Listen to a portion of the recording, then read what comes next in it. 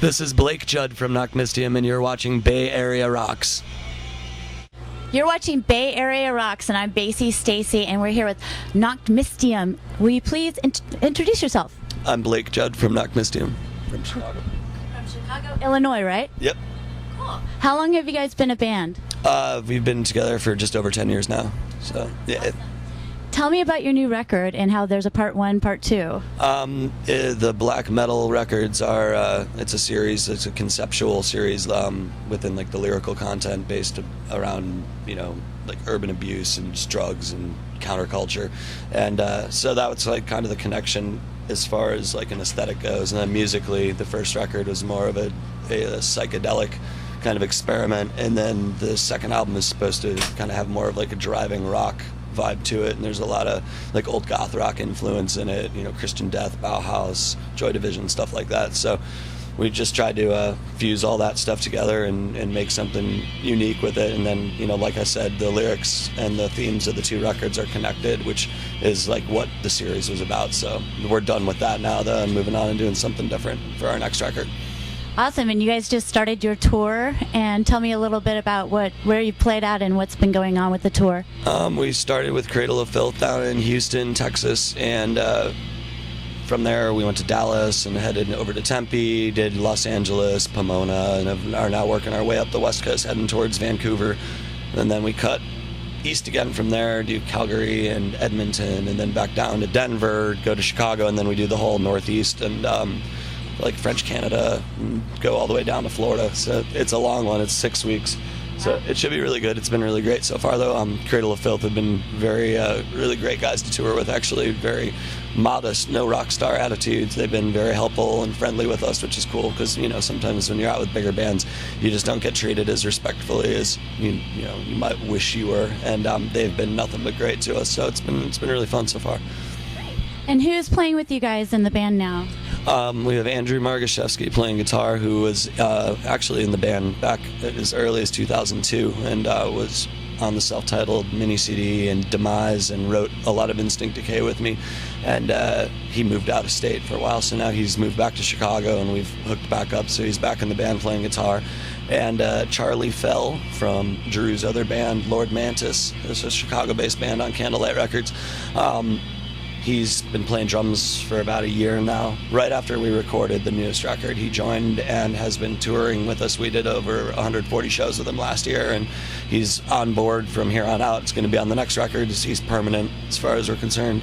And that's working out really well. And then we have Will Lindsay on bass, who is an Indian and used to be in Wolves in the Throne Room.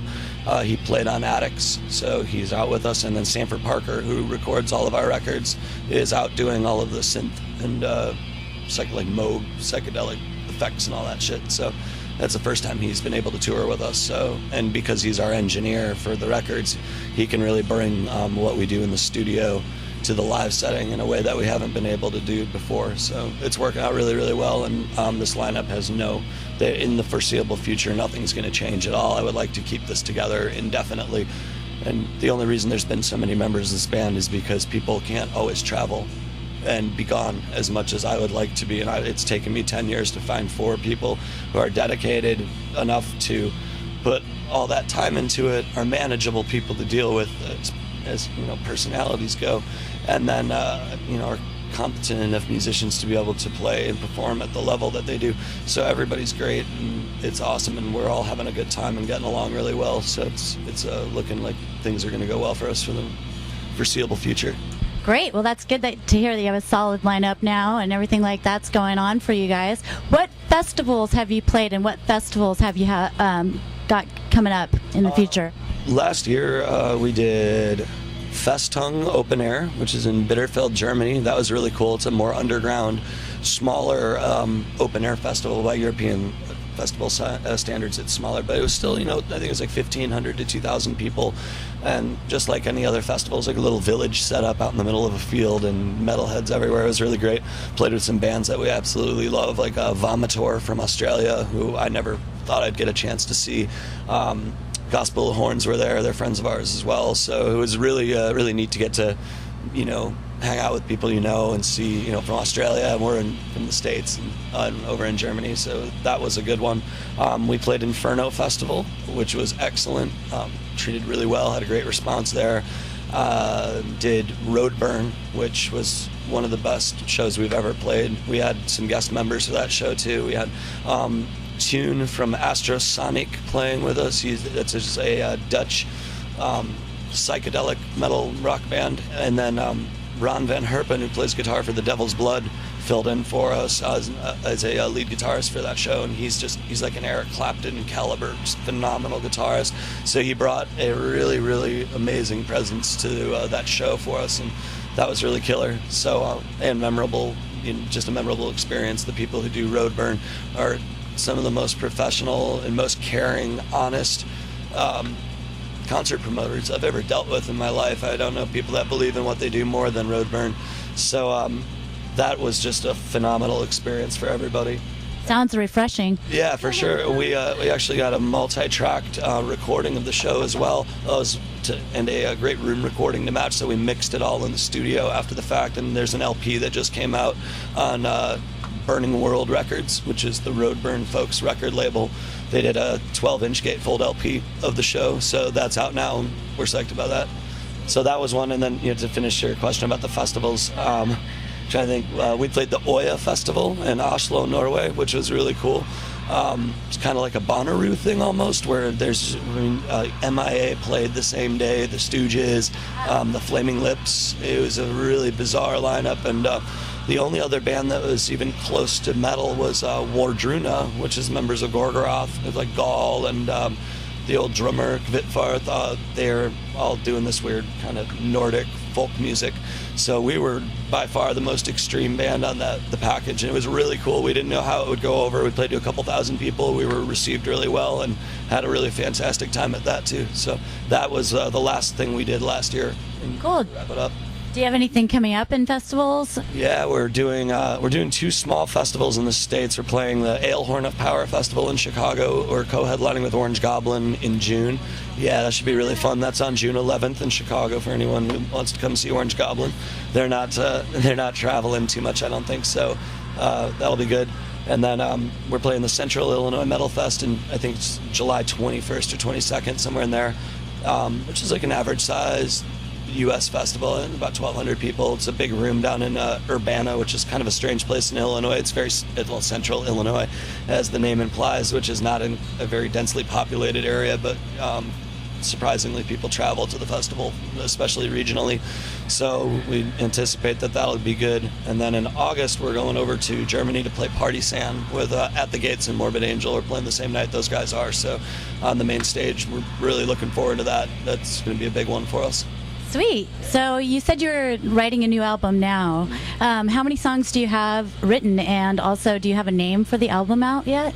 We haven't settled on a name or anything yet. We're just in the very primal phases of writing right now, but I have one completed song, and Drew's been working on some material that he and I are going to be starting to collaborate on and try to work on together. And he and I are going to just take our time with this one, though. We're not really rushing to get back into the studio, and Drew and I will both agree and tell other people he and I play better together than anyone else we have ever played with. So our ability writing wise and the dynamic possibilities as far as because of his skill and added writing ideas and stuff along with what I'm doing, I think is going to make for something that'll be a lot bigger and greater than what we've done before. So I'm really looking forward to making this one.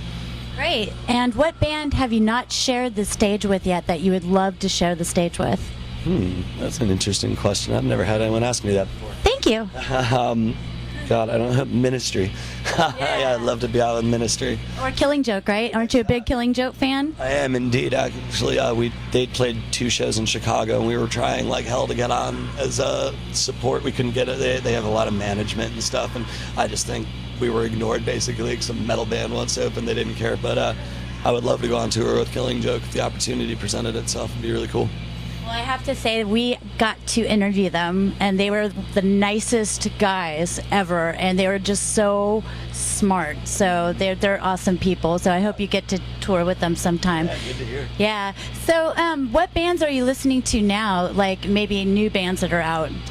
Honestly, I have not really been buying a lot of new music as of like in the last year or two.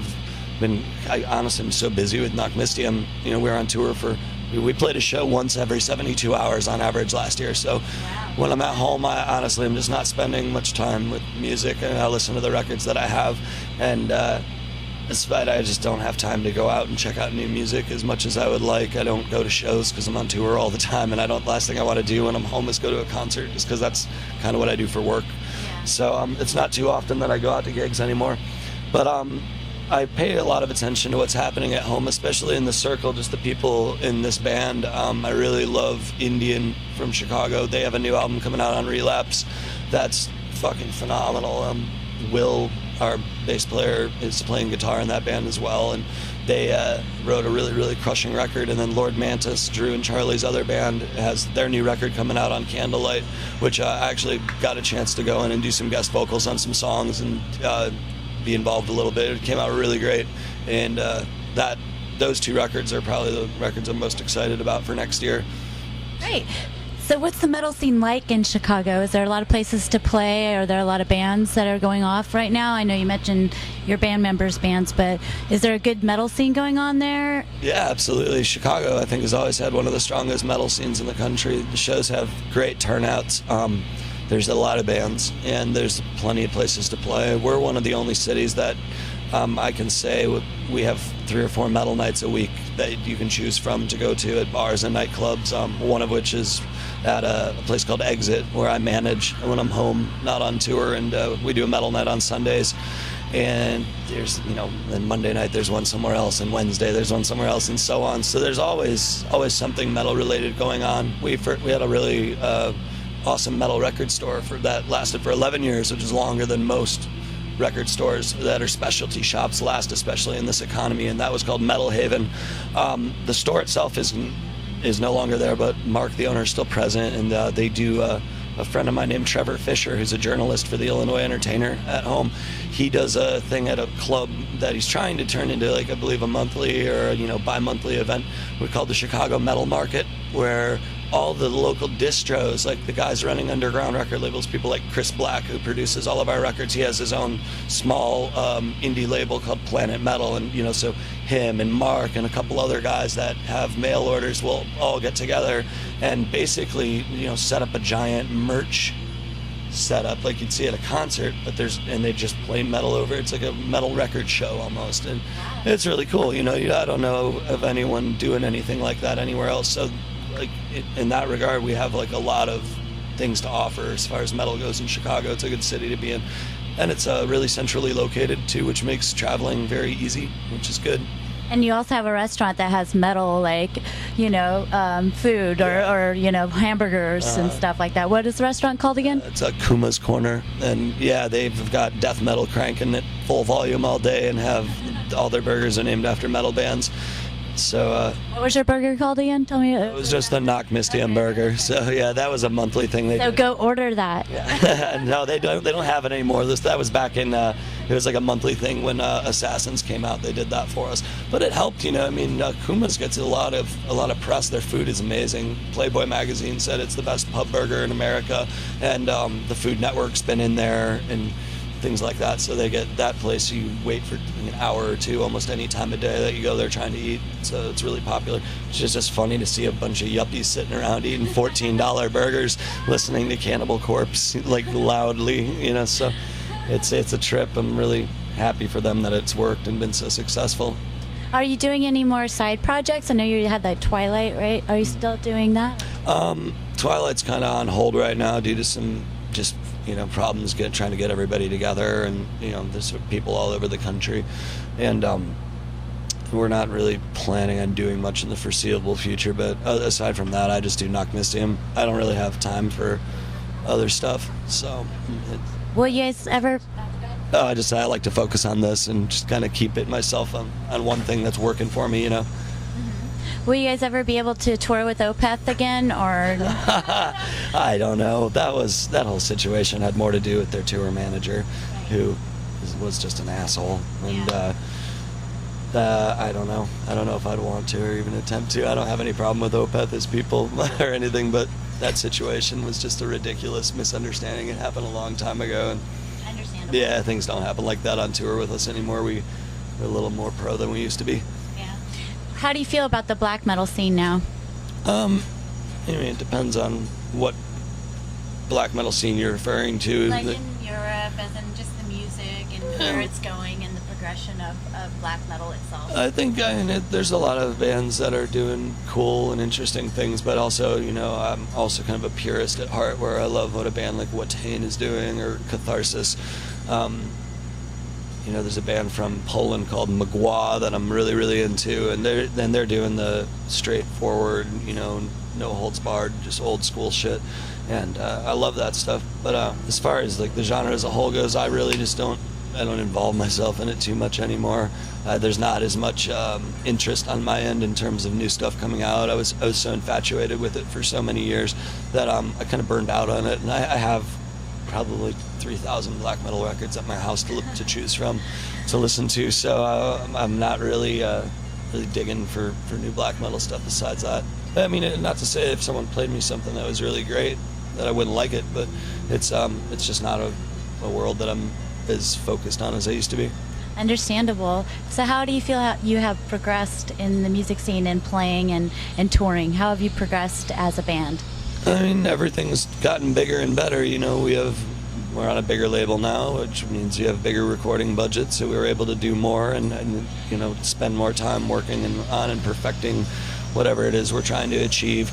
And then with the touring, I mean, it's been great, and there's nothing better than having slummed it in a van for years, and to be able to get to a point where you can be in something like this and have a place to sleep and shower and some privacy, and be able to afford it and still manage to take enough money home to pay our bills and stuff. So I think that's cool, and I think if anybody's earned it, it's been us, because we've been on the road for so long, and we're constantly out and hustling it and trying to be a better band for ourselves and our audiences, and just stay out and keep doing this because we love to do it, and we love traveling and playing, and there's nothing quite like the high that you get from playing live. So playing to bigger crowds and having everything run more professionally and on a bigger level can only be a good thing.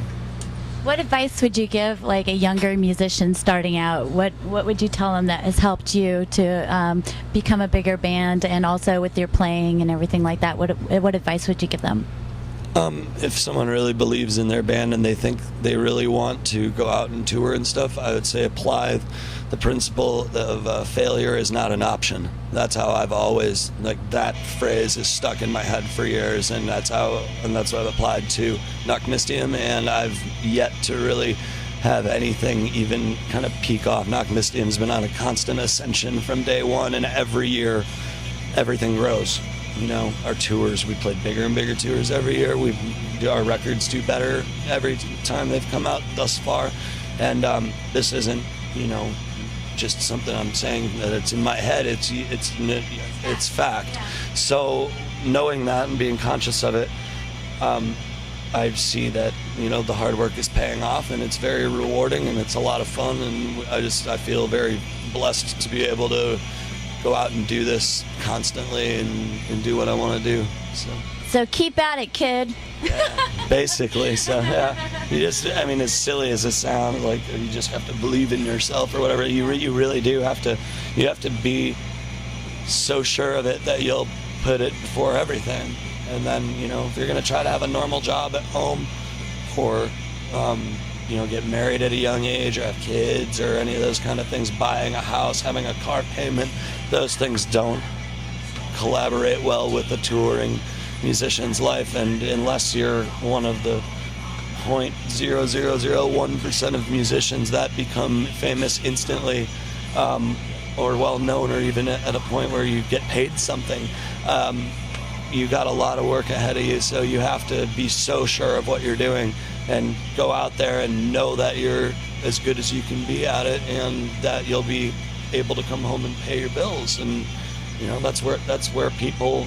That's the difference between a hobby musician and a professional musician. Is, are you willing to compromise your security to go play your music to people? And that takes a set of balls to do that. And everybody I play with has that attitude. And as a result, here we are. Sweet. Well, tell everybody where they can find and buy your stuff and also check out your band. Well, obviously there's like Facebook and MySpace, and if you want to listen to it online.